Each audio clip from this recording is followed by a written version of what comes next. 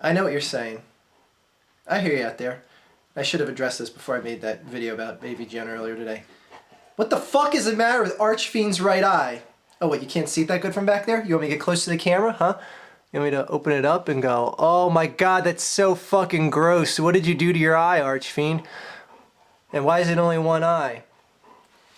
You see, when you're a contact lens wearer, you get sometimes little enzymes and stuff that build up on the lenses and they have to be cleaned off. Well, there's a clean solution, that's a peroxide-based clean solution, that you put them in, to leave them in there, you gotta let them sit in there for at least 6 hours till the acid and everything neutralizes that's in it, or whatever the fuck's in it, before you put it in your eye.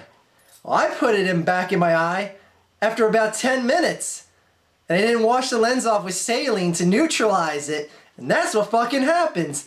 It burns like a motherfucker. Holy shit.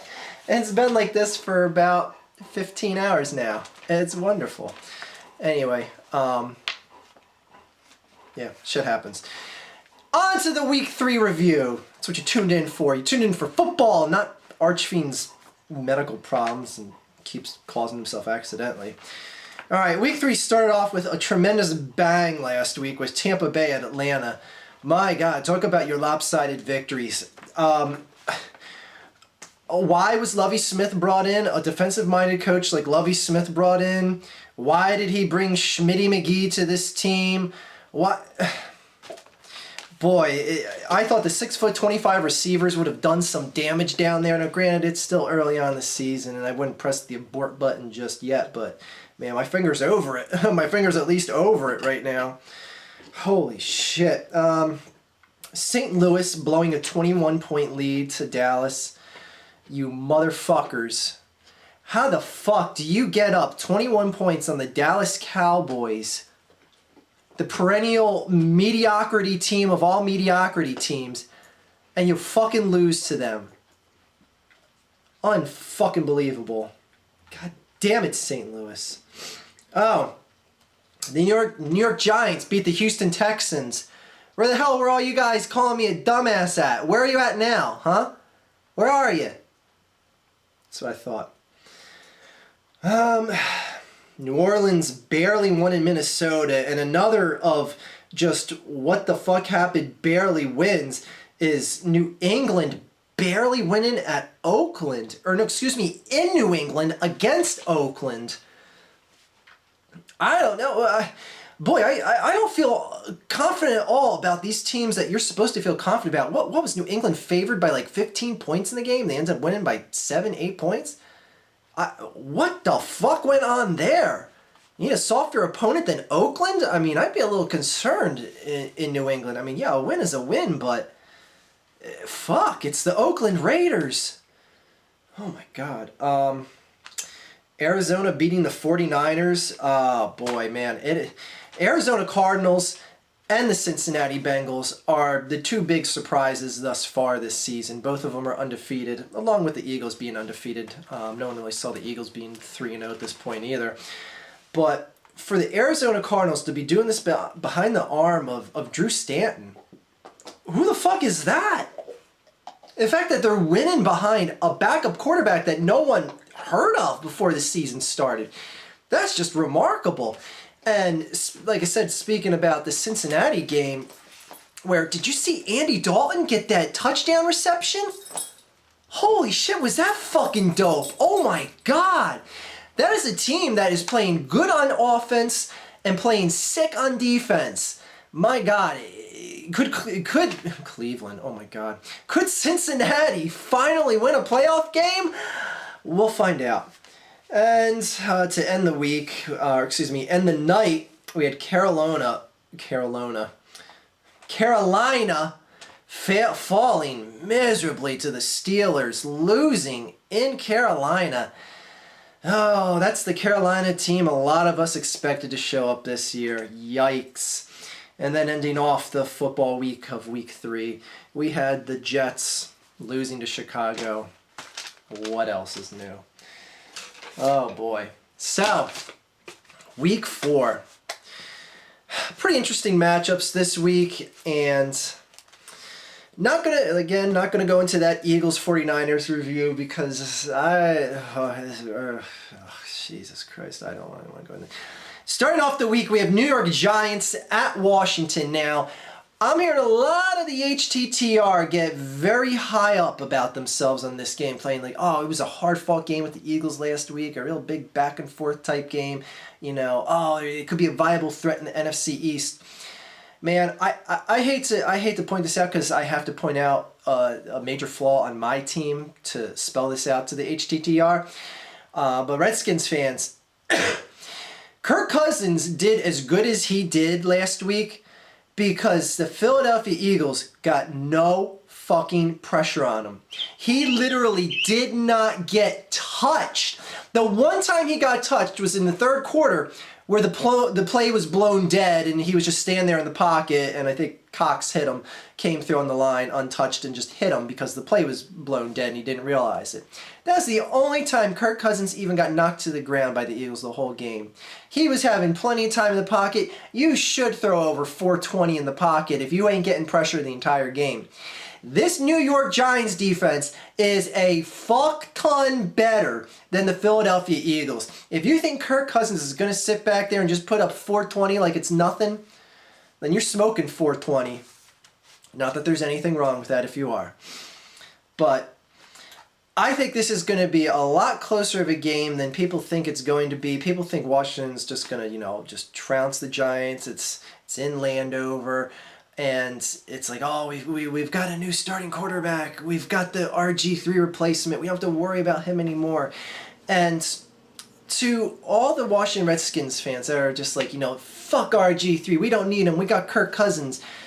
How can you not at least be mad about that as well? Because I would be as equally happy as RG3 being gone as well as I am angry at the organization, or else I'm not hearing anyone be angry about it, because the Washington Redskins could be a contender like this year if they didn't trade away all those first round draft picks. They could have still got Cousins 3 years ago in the draft because they got him the same year they got RG3.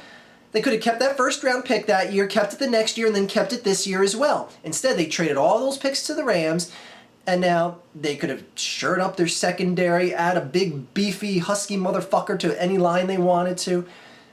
But no, they can't. They wasted all those draft picks on RG3, and he ended up giving you a season and a half of play. One good season of play and a half a season of iffy play, and whatever. Anyway, I got Washington winning at home, though. Green Bay at Chicago. If Chicago wins this game, it is officially beyond panic time for Green Bay.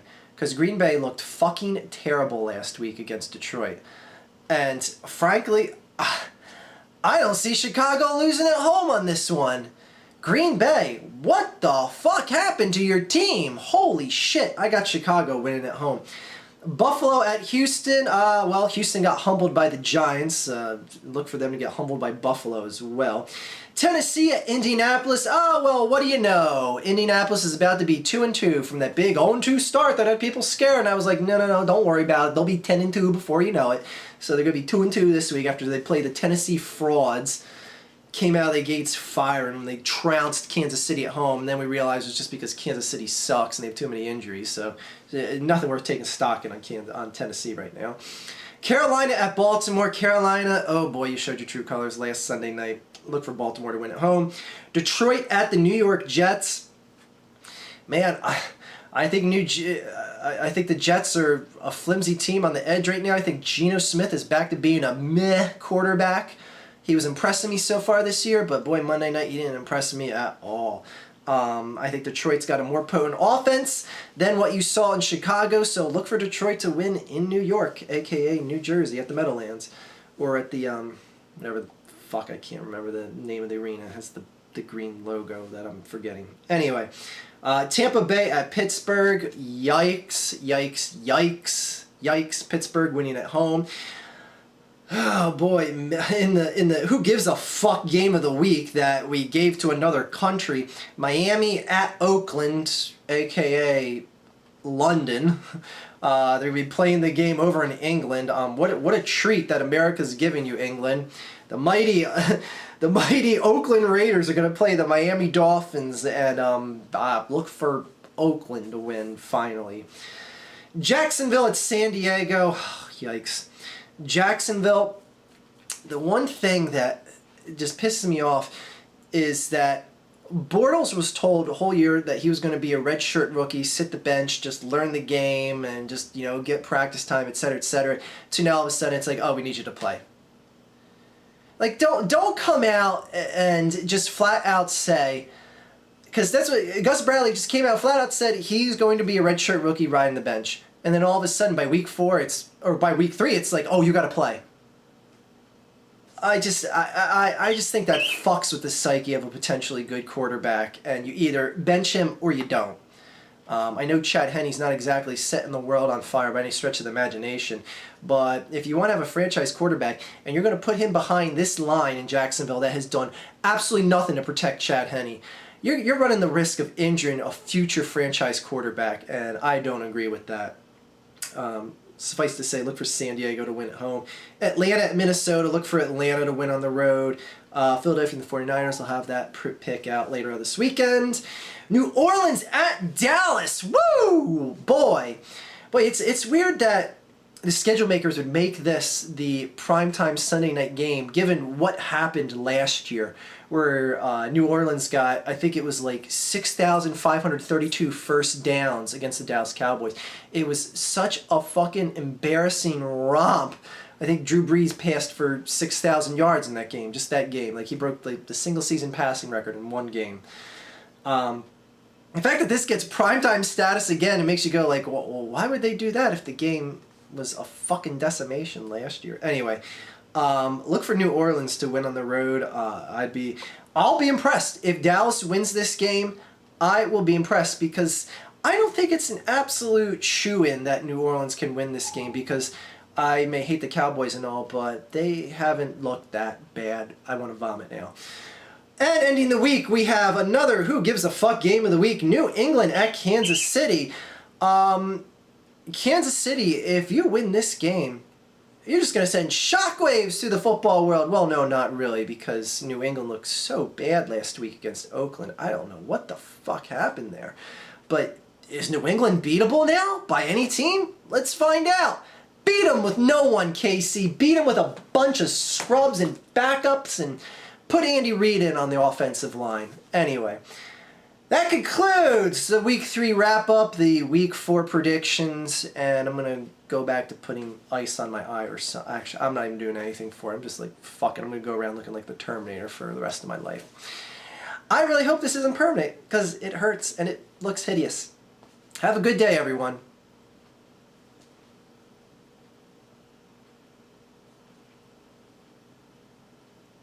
Yeah.